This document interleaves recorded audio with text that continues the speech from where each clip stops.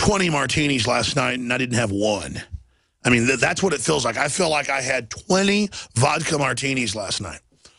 Or it's college, and I had like 10 shots of tequila or something. I mean, I feel like I've been run over, and almost everybody else I know feels like this. And I was talking to my grandmother, who's lived her whole life, 89 years old. She has allergies the last decade. She never had them. And I think it's the GMO, the stuff in the air, a lot of the jet stream that dumps in out of China comes over Texas. I don't know what it is, but even though I've done mitigating things to try to feel better, I'm a little bit sluggish. That's why you might hear me slur my words, because it is just, I just feel hammered sometimes. And, I don't feel so bad till I get on the air.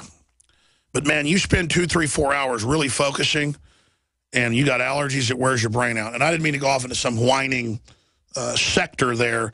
I was just letting folks know why you hear me coughing and sniffling a little bit here and there.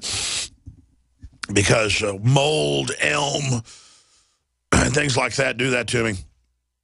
Separately, though, the answer is drinking more water, more purified water. I would have allergies even worse 4 or 5 years ago before I started drinking more water and, things like that. But it's a point for a larger discussion. Why are allergies and food allergies? Thank God I don't have any of those. Why are so many allergies just exponentially increasing in the population to where EpiPens in public and private schools are ubiquitous now, and so many kids carry them in their pockets because they might die if they didn't? Is it just that we're getting more contact with things that hype up our immune system?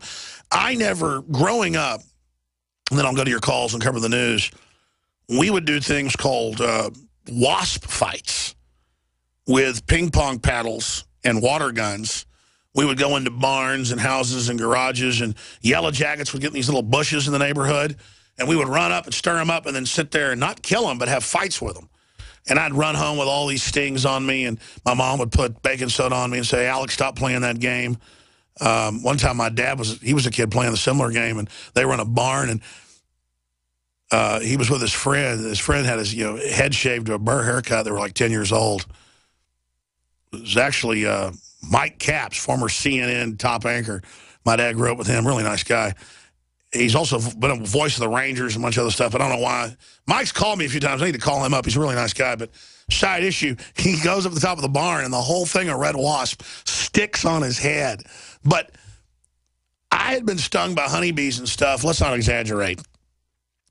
30, 40 times in my life. But one time I got chased by a swarm of partially Africanized bees because they sent people out there after it happened. It was at my parents' house. And they stung me like 15, 20 times. I had all these stingers in my head and neck. I ran in their house, and it was like they followed me in the house. It was like a cartoon where the bzzz, big black swarm of bees. And, man, I swelled up, almost had to go to the hospital. So I'm digressing. It's just the larger question is, once you get the allergy, because I've been stung by honeybees since then, and I start swelling up again. So it's kind of like, what is it in our environment where we never had allergies that's triggering them now? Because you start getting dominated by these allergies, you start getting really sick of it. But so much of it is in the gut, so I'll just turn this into a plug. Didn't do this on purpose. One thing that's helped me with my allergies is oxy powder. It's a higher level of oxygen, meaning it breaks down. It's almost the level of, so I'm not a scientist, we have videos that explain it, of ozone. And that's just a super high level of oxygen. And it breaks down in the upper and lower intestine and is dramatic how it scrubs all the garbage off the walls, and it just peacefully, comfortably will then leave the body.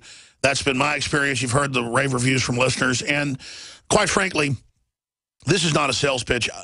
I mean, it is, but it's the truth. I don't know how everyone out there doesn't buy this right now. Because you want dramatic results, you're going to get it, in my experience. I mean, maybe I'm wrong. Maybe somebody isn't.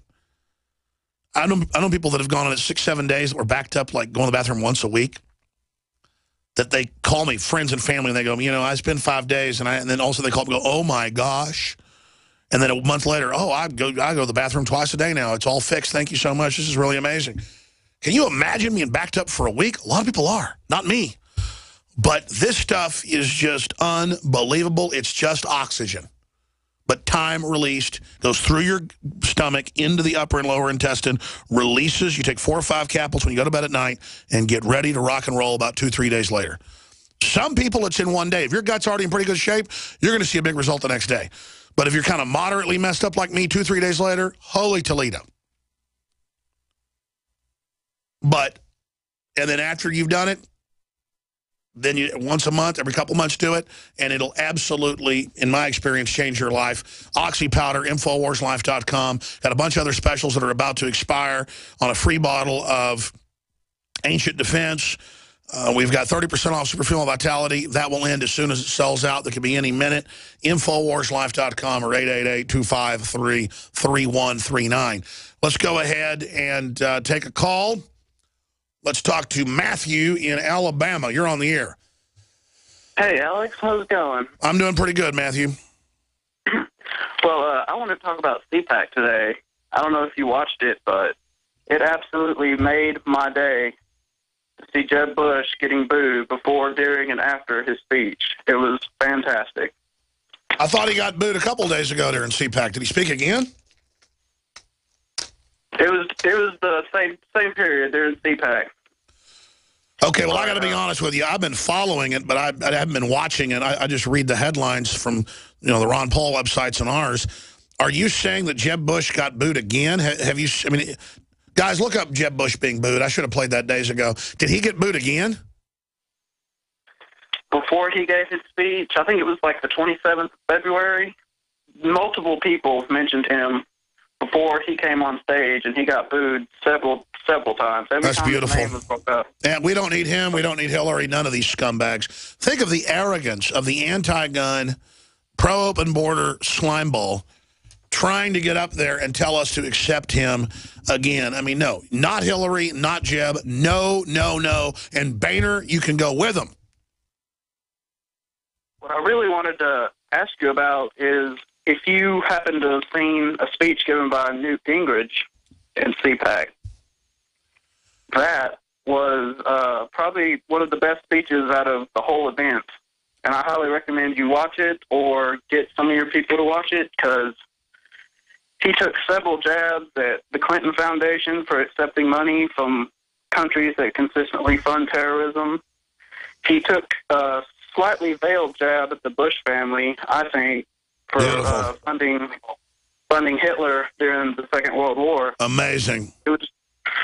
It was fantastic, and I recommend you look into it. All right, Matthew, we'll get on it. I got to tell you this. Upping the rhetoric, saying Obama's becoming a dictator, saying the Bushes are garbage. They've intimidated everybody to not speak up. But what do they do when everybody starts speaking up? You see, they can't stop us. We're reaching that critical mass. There it is on the Boston Globe. Conservatives boo Jeb Bush at Maryland gathering. So it wasn't, was that CPAC? Was CPAC in Maryland this year? Scroll down, please. Or just print me the article and I'll look. Just too much information. I'm just overwhelmed. But we'll get on it. I'm sure if it's there, the video's available. And that says February 27th. Yeah, that was another event. I think the caller must have just seen something that, yeah, it's CPAC. And that was last week. All right, thank you. Thought I was in a time warp or something. Mike in Illinois, you're on the air. Hi, Alex. How are you? I'm all right. I'm the antithesis of an earlier caller who said that they're a pessimist. I am an optimist because I believe in the American people, and I believe in our system of government.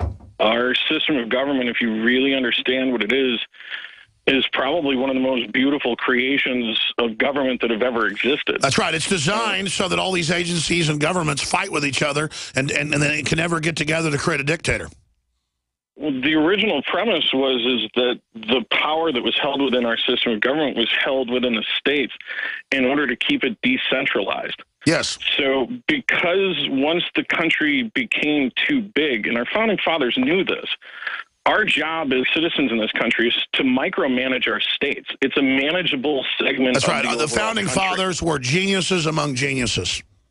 It was true brilliance, and it's really important that people understand that you guys, everybody that hears my voice right now, you hold the key to the solution of this, but you have to stop paying attention to all of this TV stuff. You can tell me who's up for a vote on your next reality TV show, but you can't tell me what politicians are going to be voting next. You can tell me the record of your favorite sports teams, but you can't tell me the voting record of your politicians. We are the reason that the system is the way it is right now. And it is still fixable until they turn around and openly tell the world that that system no longer exists. And it's really important that everybody understand that, because the checkmate to all of this federal encroachment